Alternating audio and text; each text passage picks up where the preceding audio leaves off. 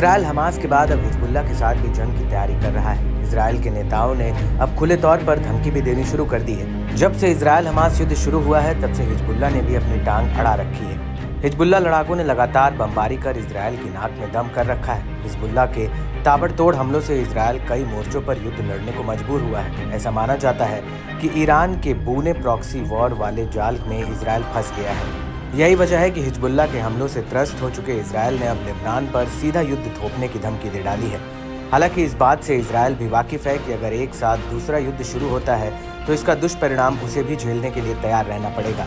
दरअसल पिछले 9 महीने से ज्यादा समय से चली आ रही गाजा की जंग खत्म नहीं हो रही है। इजराइल अब तक हमास का खात्मा नहीं कर पाया। अगर दूसरे छोर पर भी जंग शुरू होती है तो इसके बुरे नतीजे भुगतने पड़ सकते हैं। खास बात है कि हमास और हिजबुल्लाह को ईरान का समर्थन मिला हुआ है। ईरान इजराइल की कट्टर दुश्मनी वर्षों पुरानी है। इनके जरिए ईरान इजराइल को लगातार नुकसान पहुंचा रहा है।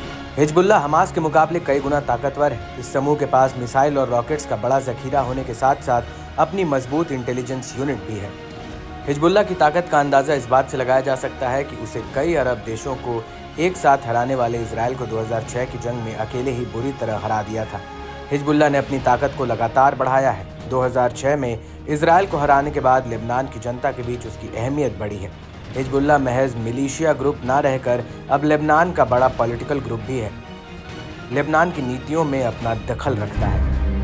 ऐसे में अगर जंग छिड़ती है तो इजराइल की मुश्किलें काफ़ी बढ़ सकती हैं। इजराइल की तैयारी और उसके सैन्य भंडार पर भी आशंकाएं बढ़ने लगी हैं। इजरायली न्यूज़ चैनल 12 के मुताबिक इजरायली बल हिजबुल्लाह के साथ सीधे टकराव को लेकर खतरनाक हालात का अनुभव कर रहे हैं। वह कई सैन्य उपकरणों की कमी से जूझ रहे हैं। इजरायली सैन्य कमान अब ऐसे दावों का खंडन करता है, मगर हाल में हुई अंदरूनी जांच में ये साबित हुआ है कि इजरायली बलों के पास ballistic armour, helmet, optical sights और बम सूट समेत कई आवश्यक साजो सामान की भारी कमी है। ये सभी जंग में लड़ने वाले जवानों के लिए जीवन रक्षक उपकरण माने जाते हैं। दावा तो ये भी किया जा रहा है कि इजरायली हथियारों में कमी के चलते जंगी मैदान पर काफी चौंका देने वाले नतीजे सामने आए हैं। इजरायली सैन्य उपकरण, जिसमें बख्तरबंद वाहन और टैंक शामिल हैं, इनमें से काफ़ी सिस्टम सैन्य ग्रेड उपकरणों की सामान्य गुणवत्ता से भी मेल नहीं खा रहे हैं।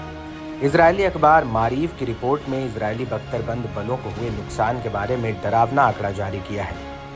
7 अक्टूबर 2023 से अलग अलग प्रकार के 500 बख्तरबंद वाहनों को नुकसान हुआ है।